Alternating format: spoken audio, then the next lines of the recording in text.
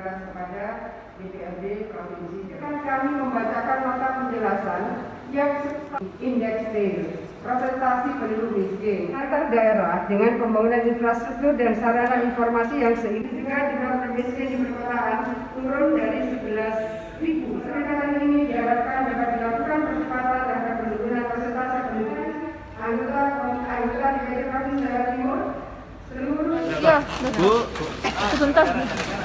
Mohon izin, Bu, terkait refocusing anggaran tadi loh, Bu, yang 1, itu apakah Saya ingin sampaikan juga terima kasih bahwa DPRD Provinsi Jawa Timur tanggal 5 April yang lalu refocusing ada 100 miliar, tapi hari ini DPRD menambah lagi refocusing dari kegiatan dan alokasi anggaran DPRD mencapai 140 miliar, dan disampaikan kepada kami bahwa itu tidak akan mengurangi kualitas dari seluruh kinerja DPRD Provinsi Jawa Timur. Jadi tentu kami menyampaikan terima kasih. Kita ini gotong royong kerja bareng, jadi ada refocusing kegiatan dan realokasi anggaran baik dari OPD-OPD di Pemprov maupun dari DPRD Provinsi Jawa Timur yang pagi tadi disampaikan Pak Ketua mencapai 140 miliar.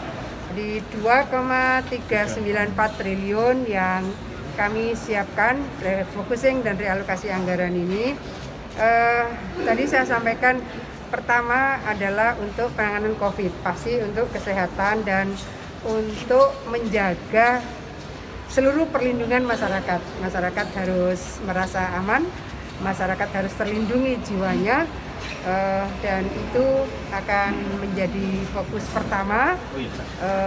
Kemudian kedua adalah untuk hal-hal yang terkait dengan bantalan sosial. Tadi saya sampaikan, jadi bantalan sosial ekonomi ini sejak awal memang rumpun gugus tugasnya dipimpin oleh Pak Wagub.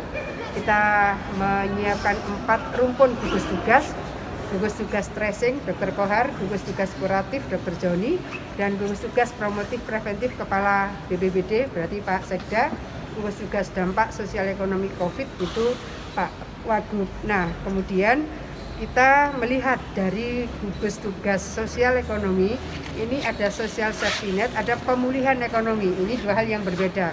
Nah, untuk social safety net supaya kita bisa menyisir lebih banyak lagi, tadi saya sampaikan pertama ada yang di dalam data terpadu kesejahteraan sosial itu masuk PKH. Kedua ada di dalam data kesejahteraan sosial dapat PKH dan bantuan pangan non tunai. Ketiga ada yang di dalam DTKS hanya dapat bantuan pangan non tunai. Kemudian keempat ada yang di dalam DTKS belum dapat PKH dan belum dapat BPNT. Mereka ini akan dapat BLT. Ada masyarakat yang berada di desa, mereka dapat refocusing dan realokasi anggaran dari dana desa. Pagi hari ini saya dengar sekitar 10-20%, kira-kira begitu. Kita lihat surat edaran Mendes yang nanti kita cek 10-20%. Kemudian ada prakerja. Nah, di luar dari itu semua, maka yang belum tersisir kita harapkan dari dana social safety net kabupaten kota. Kalau kemudian dari kabupaten kota belum tersisir, maka kita menyiapkan alokasi anggaran dari Pemprov. Ini social safety net Pemprov sifatnya adalah melengkapi dari mereka yang ada atau tidak ada dalam DTKS. Mungkin ada dalam DTKS tapi kemarin mungkin jadi pekerja migran atau kemarin kerja di mana lalu kartunya menjadi tidak berfungsi misalnya. Yang non DTKS, non DTK dapat dana desa, nah kita akan menyisir yang kelurahan. Karena dari BLT dana desa, tapi yang kelurahan. Nah, ini kemudian UMKM banyak yang terdampak. Data-data sih. Nah, tadi saya sampaikan ada 4 fungsi penanganan COVID, yaitu pertama preventif, social net, dan keempat adalah recovery. Di kota ini lebih banyak lagi sebenarnya, yaitu misalnya mulai dari tenaga harian, tukang, pegawai restoran, dan sebagainya itu kan banyak jumlahnya. Nah, itu di total ketemu angkanya berapa kita belum tahu dari eksekutif. Kalau estimasi saya pribadi, hitungan saya pekerja harian yang di kota maupun non kota itu sekitar 8 juta orang itu. Nah, berapa nominal yang akan diturunkan Pemprov? Kita belum tahu, nanti Pemprov akan membuat normatifnya berapa. Usulan kami sementara, kami berharap bantuan itu tidak hanya berbentuk tunai, tapi juga berbentukan kebutuhan logistik, yaitu sembako. Jadi semisal Pemprov itu mengalokasikan 500.000, maka saran kami adalah separuh sembako, separuhnya lagi bantuan tunai. Karena kan ada orang juga butuh uang tunai.